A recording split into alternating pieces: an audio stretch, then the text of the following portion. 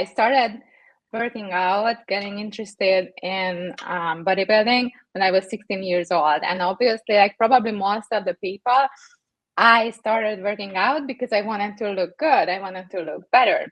And back then, I was already fascinated by how nutrition can change the human body. And I don't know if so many people can say that, or at least bikini girls could say that, but I fell in love with the bodybuilding category. You're listening to the Peak Physique Podcast with Andre Adams on the NASM Podcast Network.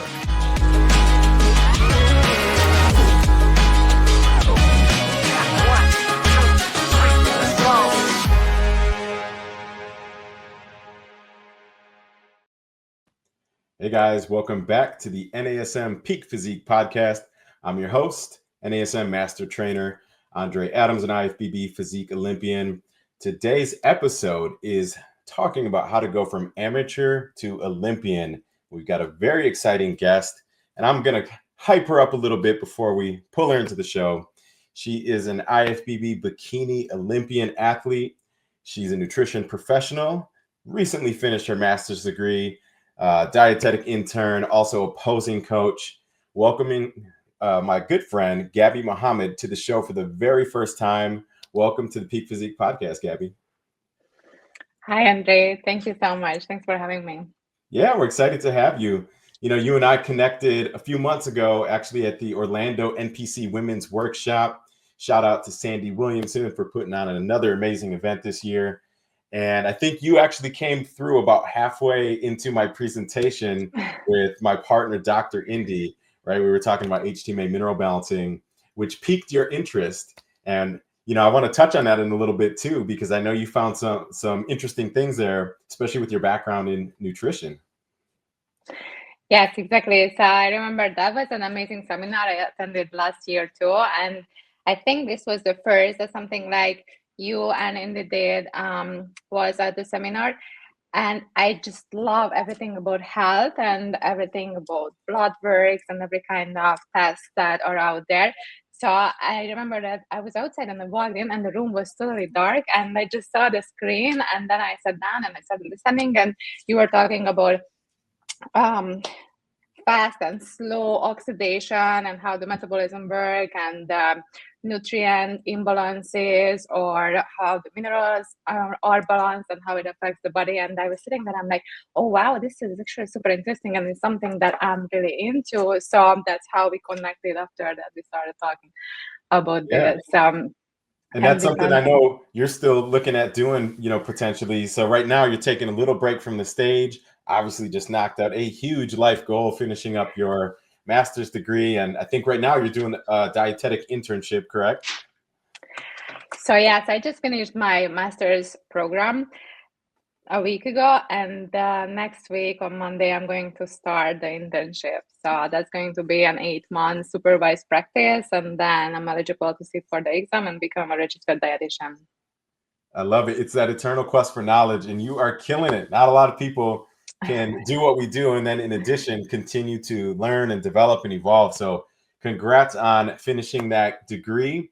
And there's a little surprise we'll drop in. We're going to tease it out now, but we'll drop in a little later, because I know you're excited to get started in our NASM PBC Physique and Bodybuilding Coach course too.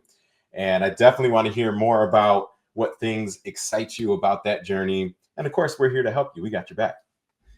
Thank you so much. That was an amazing offer from you to set me up with the course. I really appreciate it, and I can't wait to do it. That's something, as we talked about it, that interests me a lot, and potentially in my future to take on competition clients as well. Probably very not too many at the start, but we will see how I feel about it. Like you and I already talked about it. As I told you that I'm all about health. So to me, it's more about quality than quantity. So I like to make sure that everything is on point and everything is circling around health. And I think to come up with a course like that is just very, very beneficial for the bodybuilding industry, and it's going to help a lot of people to maintain health throughout competition season and to be for their longevity in the bodybuilding world. Yeah, I was so excited when we, finally organized this partnership. And for you guys that are maybe new to this, that haven't heard, we did partner up NASM with NPC and IFBB Pro League, so the International Federation of Bodybuilding National Physique Committee, as the official certification course for the league. And to Gaby's point, this was about establishing the framework and foundational skill set that we would expect, all trainers, all coaches, and even athletes to make more informed, better decisions and ultimately improve their athlete safety, their health, longevity, and then performance on the stage. So if you guys are interested in that, definitely head over to the npcnewsonline.com website. Check out the coaching and NASM links there. Got tons of information. So Gaby's going to be in the trenches taking the course with you between her internship and, the small downtime, we'll call it, after finishing her degree. So Gaby, some of the things we're going to dive into today, I definitely want to tap into your Olympian mindset. You and I are going to have some stories, and I'm sure all kind of exciting stuff to tell there. Prep evolution, right? We're going to talk about how maybe your framework for nutritional strategies and training have changed or evolved going from amateur to IFBB Olympian. And then, of course, balancing things like femininity, life goals, like we just talked about, and then just grit. Like how do we keep the intensity year after year and maintain our focus in what most people would call a more extreme sport like bodybuilding? So let's kick it off there. I want to hear more about Gaby. How did Gaby get started in fitness, and what drew you initially to the bikini competition world? This story goes back to about so many years ago. So I started working out, getting interested in bodybuilding when I was 16 years old. And obviously, like probably most of the people, I started working out because I wanted to look good. I wanted to look better. And back then, I was already fascinated by how nutrition can change the human body. And I don't know if so many people can say that, or at least bikini girls could say that, but I fell in love with the bodybuilding category. So with the big guys, watching the big guys. And back then, you probably remember, I don't know if nowadays, what I see is that a lot of girls in the bikini category, they don't know that the bikini category itself is not that old. It was not there forever. So when I started watching bodybuilding, there was no bikini, just figure. So I love the figure girls. And I was always fascinated that how beautiful muscles they have and their abs and the physique and the bikini they wear and how they walk on stage. So it was just so amazing to me to watch and the bodybuilders' physique. So that's how I started working out. That's why I started working out.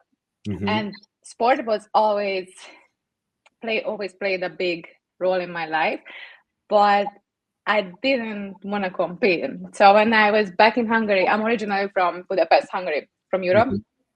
And when I started working out, because of my good genetics and my physique, a lot of trainers approached me that, have you ever thought about competing? You have a really good physique and good ratios and you would do really well. And I said that, no, not really. I'm not very interested. I just work out for myself, but I love food. I've always been a foodie in my life. So that's why we get along. We're foodies.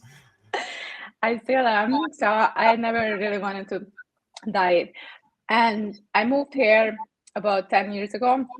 And then I was just doing everything. I used to do CrossFit. I used to do group classes. And right before I started competing, I did 3 days CrossFit, 3 days weight training. So that was my schedule. And then I had an injury, a back injury, while I was doing CrossFit, not during a CrossFit training. Actually, I was just not warmed up enough for deadlifting. And I hurt my back. And that made me think that, okay, maybe I need to slow down a little bit because I couldn't train for 6 weeks. And I felt that, why am I trying to push to be good at CrossFit? Man, I'm not good at CrossFit. I really loved it because it was very, very challenging. And after a while, I started training with the competitors. So I was always the last one who finished, and I always felt like I'm not doing very good. But I was training with guys who have been competing for years. So it was very challenging. But then after my injury, I had a friend. Unfortunately, we're not talking anymore, but I knew him since I live here, and he's a trainer and also prep coach. He doesn't have too many prep clients, but he had some good accomplishments. So because we were friends, he always told me that, oh, why don't you start competing? You have really good physique for it, and you are in shape, and it wouldn't take too long for you. And I always just brushed him off, like, I'm not interested. I just love food. I just want to eat. And after my injury, when I got better, I talked to him, and I told him that, you know what, maybe I want to shift focus and try myself competing in bodybuilding. So I remember that he told me that, okay, you know what, I do posing sessions on Saturdays, come in and I'm going to take a look at you. So I went into a posing session. I think I did horrible, but he was amazed. And he said that, oh, you just move so good naturally, and you are so lean because of the CrossFit, of course. I was very lean. And he said that, you know what, there is a competition in 6 weeks here in Miami. I think you should do it. And I was like, 6 weeks? Don't you think that it's too early? He said, no, you can try it. Like, okay, let's try it. So we did a 6 weeks prep, and that was the Miami Muscle Beach competition here in Miami. And I won my high class, I won the novice, I won the bikini overall, I won the novice overall, and every feedback that we got from the judges, they said that you already have the physique, you should not do any more local show, go for pro qualifier. And I was just so happy about it. And after being last one at every CrossFit session, going to winning all the classes that I registered in a bikini competition, I felt like, oh, okay, maybe I found what I'm good at. So I went for the first national 2 weeks after the Miami show, and I was in the first call out, but I placed 7th, and the feedback was that I'm a little too big because my shoulders are, I should have not pumped up my shoulders. My shoulders are a little too big, and my posing wasn't really the best, but they said that come in a little softer in shoulders, don't open your back, and modify a little bit your posing, and we're going to see how you do. So 2 weeks later, I went for the Universe, some PC Universe, and I won my high class, and I earned my pro card. So I pretty much got my pro card in 6 weeks. And that's a tough show. And so for you guys that maybe aren't as familiar, it's extremely rare. And in fact, you know, Gabby, you and I will maybe even touch on like managing expectations for new athletes. And, you know, even mine was rare, and mine was like 5 to 6 months to turn pro, kind of fast track. But when we're talking like, you know, a couple months or a few weeks, and even just your rookie season in general, that speaks volumes to, again, this was like something that your body, your physique was destined to become. And it's great, you know, talent only gets you so far, but when you develop talent with hard focused action like you did, you can really do some damage in a short amount of time. So that is not the norm, you guys. Like, just know that that's an extremely exceptional accomplishment for anybody. And, you know, Gabby, with that shift too, once you got that pro card, and Universe is a tough show. Once you got the pro card, what kind of mindset shift did you notice? I would say between, like, think about going into your first show or two, especially when you were like probably a little nervous that very first show, not knowing what to expect, versus now, right? You're an IFBB Olympian. When you get on a stage today, how has your mindset shifted from those early days? So on my first competition, I was very nervous, but everyone was super, super nice. And then when I went to the nationals, I was just shocked at, so that was the time when COVID hit. So it was right after COVID. And if you remember, they were a little bit more flexible with the qualification, because I think now at a local show, only the first place qualifies. And back then it was the top 5 or something like that. So when I went for the nationals, both time it was 30 plus girls. The universe, I remember it was 36 girls in my high class. Yeah. So there were a lot of girls, and I was just so happy that I won out of all those beautiful girls, because everyone looked really, really good. And then I went for my first pro competition, and that's a complete different setup. It's just whole nother stage. Yep. Yeah, you think that you turn pro and then, okay, now I want to do a pro competition and I'm gonna do really good, and you go from winning to second call out. And I was so sad that second call out, but I competed with Laura Chaparral, so I competed with big names, so it was expected that I'm not going to do very well, but it was a different feeling. So that's why, like you said, that we need to know what the expectations, what the timeline is that we're looking at. I always tell girls that, yeah, this story sounds really good and I'm super, super proud of it, but let's not forget that I've been training for 10 plus years. So it's not that I just started training, I already had good amount of muscle. So it's something that when someone just starts out and this is the first time that they go to the gym, it's very unlikely to happen. So it's, when you choose a coach, you want to choose a coach that is very straightforward with you. So I know we're going to talk about red flags, but I think that's one of the biggest red flags. If someone tells you that you just started training, I'm going to take you on and I'm going to make a pro out of you in a month. So so managing expectations, and you'll get coaches that make these promises, or like, oh, I know this promoter, and I have, if a coach ever tells you that, that's a huge red flag. So we're going to talk more about that for sure. And you hit on something really important there too, about amateur career versus pro career. I actually tell my athletes this all the time. If there's one, I wouldn't say I have any regrets in my career, but if there's one thing that if I could go back and redo it, I probably would have stayed amateur for another season just to rack up some wins.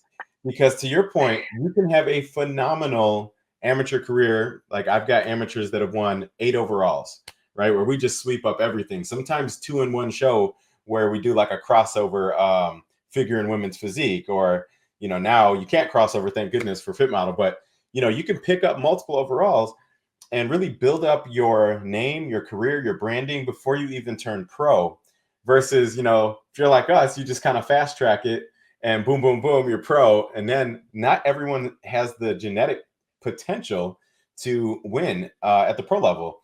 So, you know, there's a lot of things that factor in. The fact that we're going up against really difficult competition.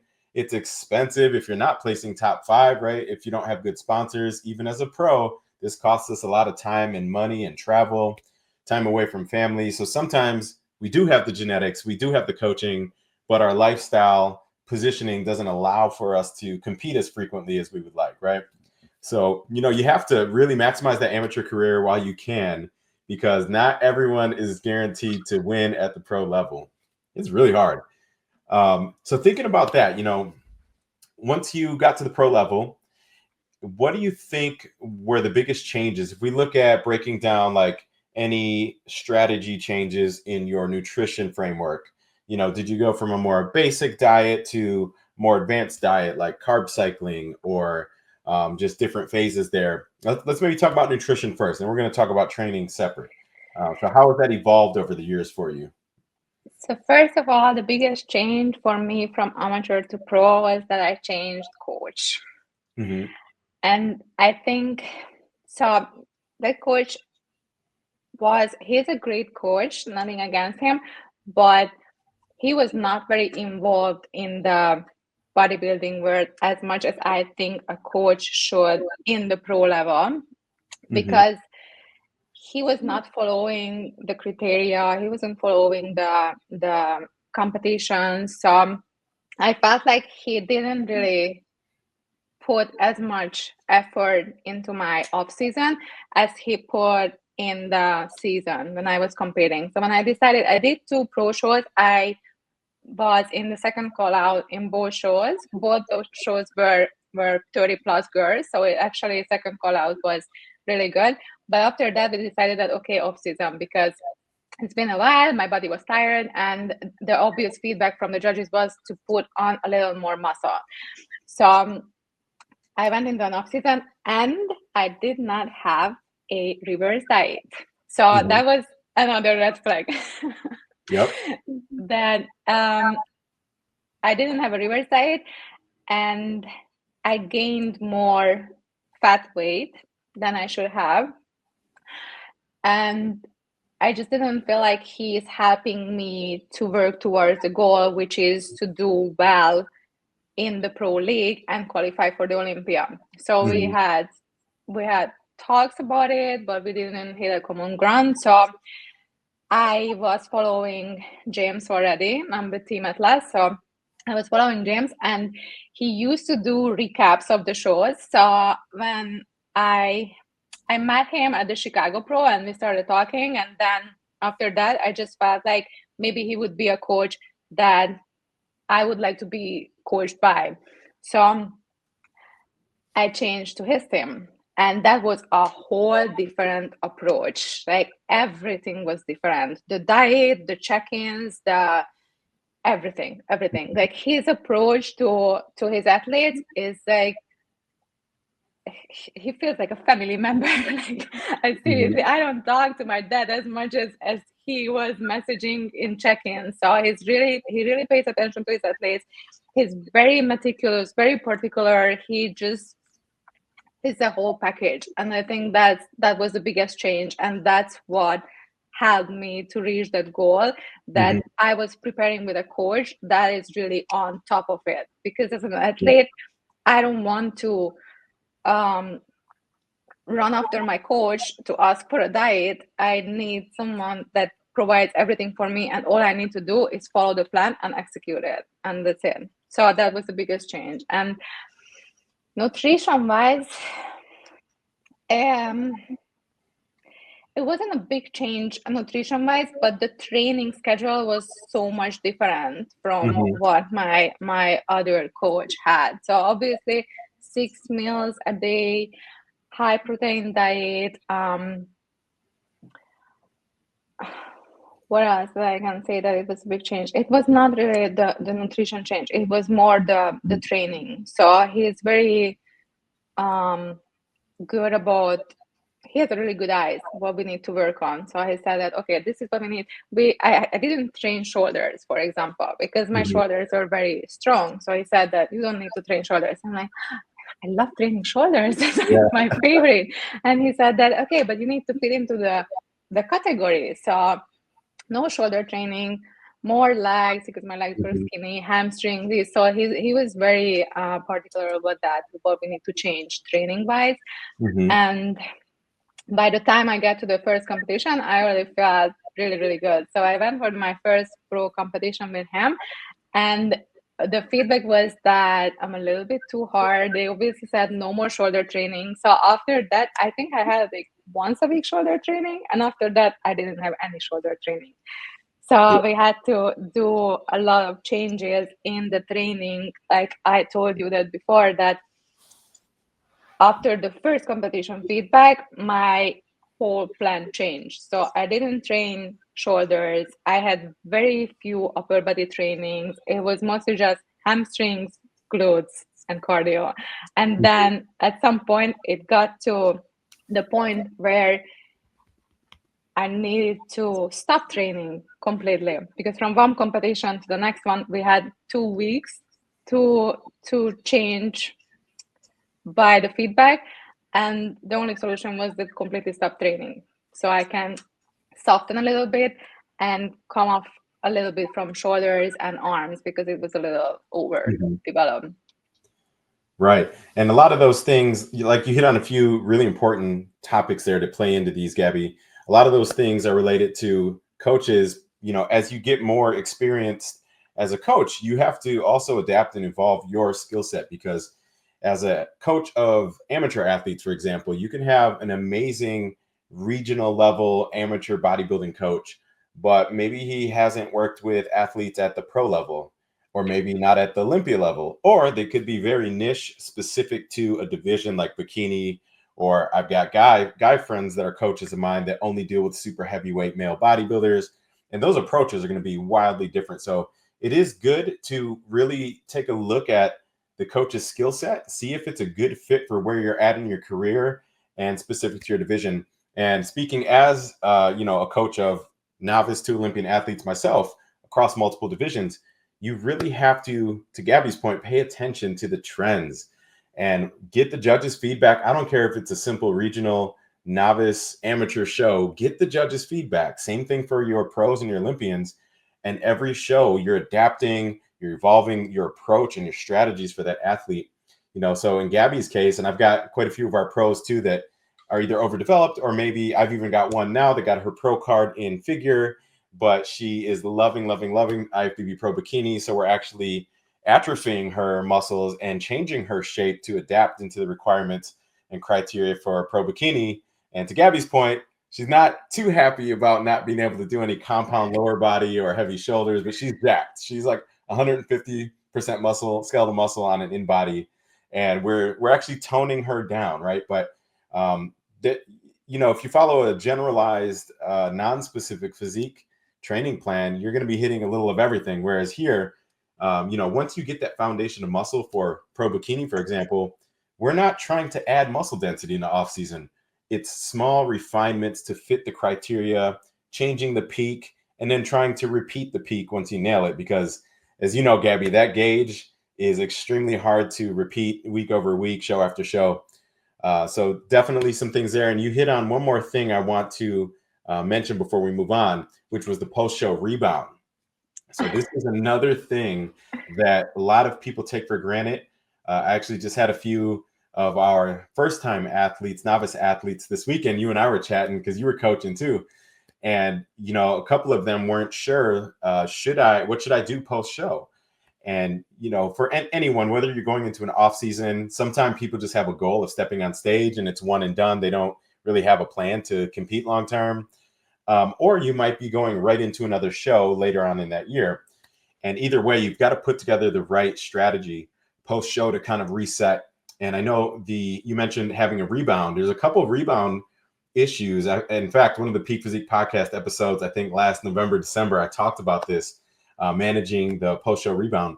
One of them can definitely be an estrogen rebound, right? If we're definitely having issues with the hormones coming out of a show, whether we're natural or enhanced, hormones can get a little wonky. So we want to make sure that we're aggressively supporting that, not only just post-show, but throughout prep, so that coming out, you're in a good spot. But other signaling and hormones that definitely can take a toll during prep, leptin and insulin sensitivity, right? So our bodies are actually primed for fat gain. And we teach this in the PBC course. We're so sensitive to everything from inflammation, from excessive amounts of carbs, again, insulin resistance by the end of prep, leptin resistance by the end of prep. We've got down regulation of our thyroid hormones. So our capacity to burn fat is compromised coming out of a show. So the same way we came into the show, which was a nice gradual manipulation of diet and increasing our inputs like cardio and training volume, we've got to slowly reverse those coming out of a show if we're going into an off season. Otherwise, we will definitely get the rebound effect, and nobody wants that. Guys, if you're just joining us, this is the NASM Peak Physique Podcast. We're going deep down the rabbit hole today, and we're talking about all kinds of good stuff from mindset, motivation, and we've got our special guest, IFBB Bikini Olympian, Gaby Mohamed. Gaby, let's talk about one more thing, and we're going to go into some wellness and longevity because that's an important piece that I want to touch on for our audience today. But we lightly discuss managing those expectations, and we're talking about the big stage today. So we're talking about the Olympia. You and I have both been there. We're no strangers to the big stage. And have you been on the Arnold stage before? I can't remember. No. Not yet. Girl. We gotta get you on the Arnold stage. It's just like, your first time at Olympia. It's just like a prestige thing. The timing is not always ideal, depending if you're already Olympia qualified. But it's a special show. But let's talk about that. How do you manage your stress, anxiety? Do you still get nervous before you hit the big stage? And what things are going through your mind as you're prepping to step on that Olympia stage? Let's just say 24 hours out. 24 hours out? Yeah. Oh. Okay, so I only competed once in Olympia. I had a very successful season with James, and that we qualified for the Olympia, and that was my goal, to qualify for the Olympia. And I still can't believe that I did. That was a huge accomplishment, and it was the best experience in my life. So, as people always ask me that, are you nervous before the competition? How did you feel at the Olympia? And like I told you that before, that I am very nervous. I'm always a little bit anxious before every presentation that I need to do. But the Olympia was different. That was my calmest show, actually. I was super, super calm. Maybe because I felt like, of course, I wanted to do well, but every other competition was for the win. But it was the Olympia, and going against, I think that year it was 50 girls qualified. Yep. And going against huge names like Ashley Caldwell, Rachel Boyles, all the multiple times Olympians, I just felt like I'm happy to be here. I'm going to bring my best, but I just want to enjoy it. So that was very stress-free. James made it very easy. He pays attention to everything, multiple check-ins throughout the day, and he was there too. So it was just, my best friend was there. Actually, my best friend from Hungary flew there. So I had so much support there that it was a great experience. I was not nervous at all. I was just walking around in the backstage, chatting with all the girls. It was a super good experience. And, being there, and before I went there, I was very nervous. But then when I was already there and I felt how welcoming everyone was and how nice everyone was, how supportive, it just made me feel really, really good. And I didn't feel nervous at all. And you see all these Olympian girls, and they talk to you the same way. Like, they don't make you feel that they are superior. And I remember that year, Janet Lyon competed too, and I told her that I can't believe that I'm here and I'm competing with these girls. And she told me that you earned your spot here. Don't feel like anybody is higher than you are, on a higher level than you are, because you earned your spot here. And that made me feel very good about myself. And I told myself that, oh, wow, she's right. I did. I won a competition too to be here. So I just felt really good. That was the best experience. And I really wish for everyone to reach that goal and have that experience, because it's very, very special. It is. And it's rare, but you hit the nail on the head, right? We earn our spots there. And although you hear that cliche, like train until your idols are your rivals, and it's just managing the expectation for me is, it's like we're there, we're present, we're trying to take it in, but at the same time, you also have a different sense of accomplishment and confidence, because now you're like, well, wait a minute, I earned my spot here, but who's to say that I can't win this, right? So now you're realistic with yourself, but at the same time, I think it's like a different level of motivation, because you recognize that you're not that novice amateur bikini athlete anymore. Like, you're an accomplished, decorated IFBB pro, IFBB Olympian. So definitely can give you a huge boost in confidence. And, that's also a good segue too into just talking about like wellness and emotional health, mental health. Gaby mentioned having that support circle. That's always going to be very important in anything you do, right? I don't care if you're going back to school, if you're going through other big life goals, whatever it might be. Having that support circle is going to make all the difference, especially down the stretch. You might have periods of time on prep where you're losing confidence, you're losing motivation, it's hard, right? These are some of the hardest things you'll ever do. So having that support circle to reinforce, especially down the stretch, is very important.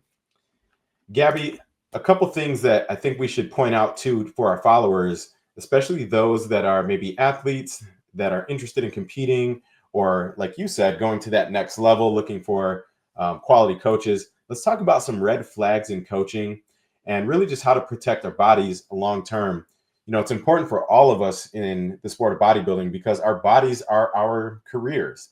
But more importantly, after our career, we want our bodies to stay healthy. We want to, again, have longevity and feel good, look good for many years to come post-competition. So thinking about that, it's more essential for our women especially. What are some big red flags? If we think about things like PEDs, if we think about from a coach or an athlete standpoint, what things should especially our females look out for, with potential coaches? I think the biggest red flag is when a coach throws an extreme amount of PEDs on you and doesn't check with your diet, doesn't change your diet, doesn't check with your training, doesn't really. So to me, there is a triangle for it. And what is on the bottom? What is the biggest part? Nutrition, right? Mm-hmm. First is nutrition, and then is training, and then on the top is the supplements. So that should be the smallest. So when a coach goes there and, okay, let's take this and this and this and this and this and this and this, but your diet is not changing, or he's not checking with you, or what's something that I hear very often that, oh, I didn't hear back from my coach. That's a huge red flag. That is a huge red flag. So I think those are things that girls really need to look out for. And what I always tell everyone, that you do need to educate yourself to some level. Yeah, we hire a coach because they are experienced, and then we want to be coached by someone who knows what to do. But you cannot just blindly do whatever. And if someone tells you that, hey, this is what you should take, I personally going to look it up, what it is, how long is it in my body, how does it affect my body. So you cannot just blindly take whatever. And right. Especially, women. And like how you said that easing into the diet, easing out of the diet. So because of our hormones changing, like you said, leptin resistance, that's something that happens because of low body fat, low energy intake, high energy output. So this is why I think the course is very beneficial to people too, because a lot of the coaches are using the bro science that I do it because I've been coached by someone, but they have no idea what leptin is, what ghrelin is, what insulin is, all these hormones that affect our body and how it affects our body and how it's going to affect our body after the competition. Yeah. And, as you're speaking out loud, it's like, I can totally relate to, because as you and I, as athletes and also, working with other athletes in the sport, some of the feedback that we'll get is like, oh, my previous coach, we had to part ways because whenever I would ask them a question about, the diet, the protocol, supplements, whatever it could be, they would get upset or they couldn't explain why they're doing it. It's just do it, right? That's the bro science, the pseudoscience. And I think, again, those are huge red flags. Like, my job as a contest prep coach and even a personal trainer in the gym is to teach, right? And as we're going through developing a solution and whatever framework we put together for an athlete, I want them to understand why we're doing it. And for you guys that are coaches that are working with athletes, trust me on this, you will get a lot less pushback and resistance when you explain why you're making a particular change, right? If we have to pull carbohydrates out of the diet temporarily, explain why you're doing that. Maybe they're a little bit too soft. Maybe we have to shift into a carb cycle. Why are we having a refeed, right? And again, it's to prevent some of these metabolic adaptations over time. So it's like red flag right away. If coach gets upset because you don't understand something and you ask a question and you want it explained, that can be an issue.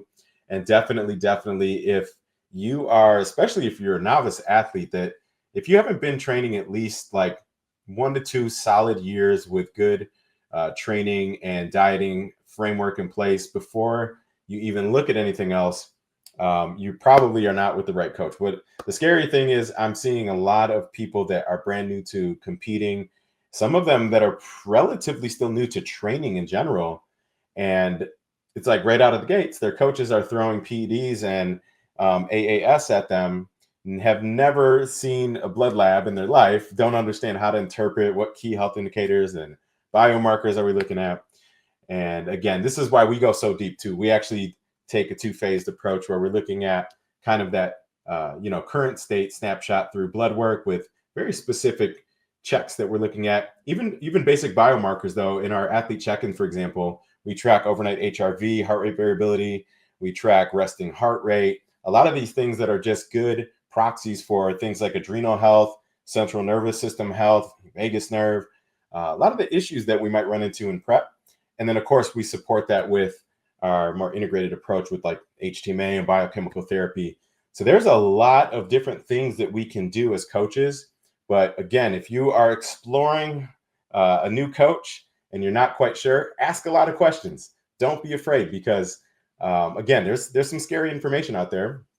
And again, always look at athletes that they've worked with in the past, maybe some current ones and then some that maybe aren't on their team anymore, and try to get, a good full picture of the coach's credentials. And Gaby, I don't even know if you've heard, but with the NASM partnership too, on the NPC News online website, there's a coach lookup tool. So now people can actually go in there and see if they are at least NASM PBC certified at bare minimum, so that they have that, at least that foundational level of knowledge that we would expect for our coaches. So yes, it's a lot, guys. Again, there's way more red flags. We could probably do a whole episode on that, but those are some big ones to look out for. And if you're ever not sure, you can always shoot one of us a message too, because we are passionate about this. We care about how you guys are doing and approaching your preps. Gaby, we got a couple more topics for those of you that are just joining us. Again, this is the NASM Peak Physique Podcast with Gaby Mohamed. We got the Gaby Mohamed mindset today, and I want to get your insights on posing. I know you work with a lot of posing athletes or posing clients. What things make a great posing routine on stage? Like when you're looking at a bikini athlete, and you can flip the question too, maybe what things stand out, like you should never do this on stage, but what goes through your mind when you're crafting the poses to fit the criteria for bikini? First of all, I think the most important is to start practicing early. So I think the reason why I did well, even though my posing, I think, wasn't very good, but when I decided that I'm going to compete and I started this 6 weeks prep, I started posing immediately. Like I mentioned, first I went to a posing session with the coach, and then we decided that we're going to compete, that I'm going to compete. So you have to start early and you need to practice continuously, and it's not the last minute thing. And I get girls come to me 2 weeks or a week before the competition, and I look at their posing and it's weak, and they expect me to change everything, and I can tell them that what we need to change, but it's not going to change in a couple of weeks. Something that, especially for those girls who have been competing already, so they already do things that we need to change for, let's say, months or years, and then I tell them that, okay, now we need to unlearn these habits and relearn the new ones, especially because when they're going to get on the stage, they will be so nervous that they're totally going to forget it, and it's not coming from memory, and they're going to do the same mistakes that we already corrected. So they need to start, and that's why off season is very important. I try to tell the girls all the time that come to me or any posing coach in the off season. The off season is the time when you need to practice your posing the most, because as soon as you start prepping, then workout gets serious, cardio gets serious, the diet starts hitting you, the prep brain starts hitting you, and it's just going to be very difficult to manage everything. And most of us have life besides bodybuilding. So, when you are going to school and work and you have kids and all these things, it's just really, really hard to set time aside for posing. after your workout and after your cardio session. And some of us need to do maybe an hour or so cardio on top of the training. And then you need to do your posing too. So it's just not the best time. When you start prepping, when you are in prep, that's when you just polish on your posing, but it should be already very good. Right. So making it muscle memory, just like when we train and exercise, right? We're learning form and we've got cues. We've got, again, the goal of making it autonomous over time through repetition. And Gaby hit on one of the most common mistakes, guys. I get this one all the time too, is people will, reach out to you 2 to 4 weeks out from a show. I've had people reach out on peak week and, hey, coach, can you fix my posing or take a look at my posing? And really, you should be practicing year round with basic progressions over time. So I've actually got a tool that I put together the same way that I use, like if you guys are familiar with the NASM OPT model templates that we use for programming your workouts, I've actually got one for a macro and micro cycle on posing and scheduling.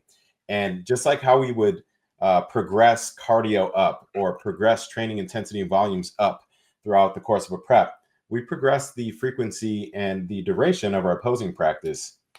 A couple things too that we can point out there, Gaby. Why is posing even important? A lot of people are like always confused on like, well, wait a minute, is it part of the scoring criteria? So yes and no. It will heavily influence how you place on stage because it indirectly affects every one of the scoring criteria, right? If we think about muscularity, balance and symmetry or proportions, we think about stage presence or stage poise. All of these things are impacted because we're posing specific angles. We are hiding and minimizing our flaws. We want to show a symmetric physique, and depending on the division, we're trying to show that specific criteria. So Gaby's got very developed shoulders and glutes, but we don't want to overplay those, right? So you're going to have to put together a posing routine that complements your shape without overdoing any of these areas, right? And then likewise, if we've got underdeveloped areas, then we want to maybe overpose those, right? And make it, or just don't hit those poses if we can avoid those angles. So posing can indirectly affect our score across the board. And I think also just confidence, right? If you lack confidence and you lack posing practice, it's going to be so obvious on stage. You can tell who practiced and who really didn't. So let's kind of wrap that conversation, Gaby. I want your top common mistakes that you see, and we can make this specific to bikini, and it doesn't have to be on stage. These could be during the prep. Like you mentioned one of them, not practicing enough or far enough out. I'll throw the second one in, and then you keep going with it. I would say this one's huge.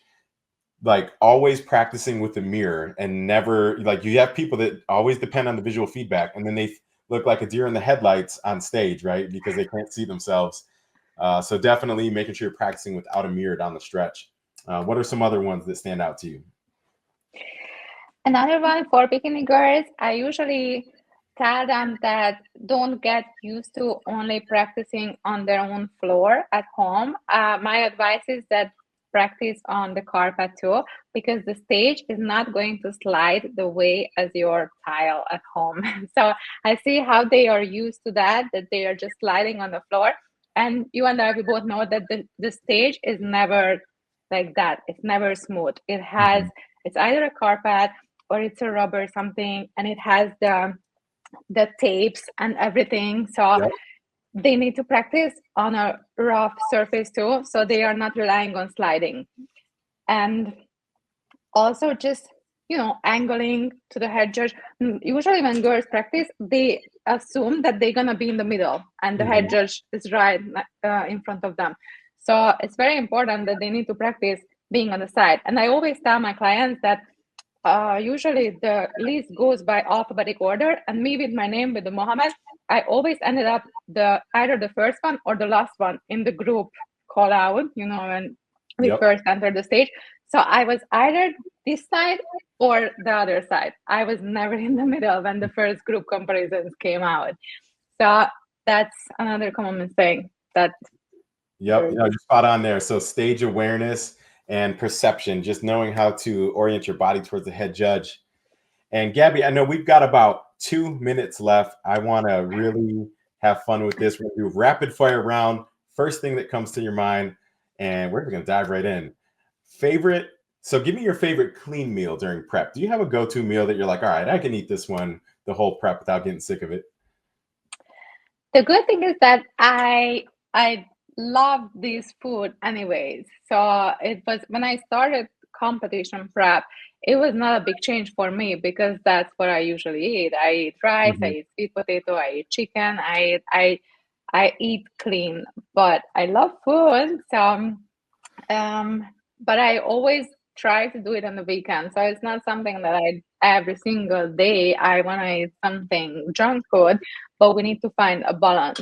But my favorite meal during prep, well, I think I'm huge on breakfast. So I love my oatmeal with blueberries and protein powder.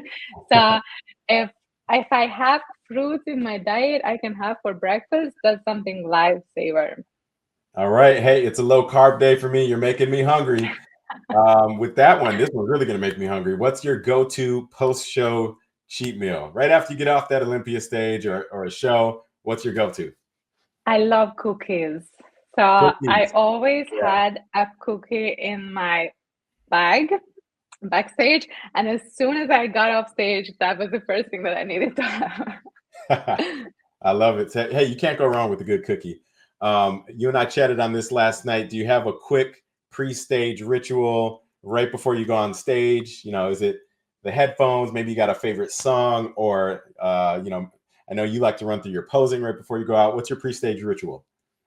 Yes, exactly. Like you and I talked about it yesterday, and you said that you like your solitude. I don't really like to talk either right before the stage. I just keep doing my posing routine because I'm afraid that I'm going to forget it, but it makes me calm down that I just go through it again and again and again. Yep.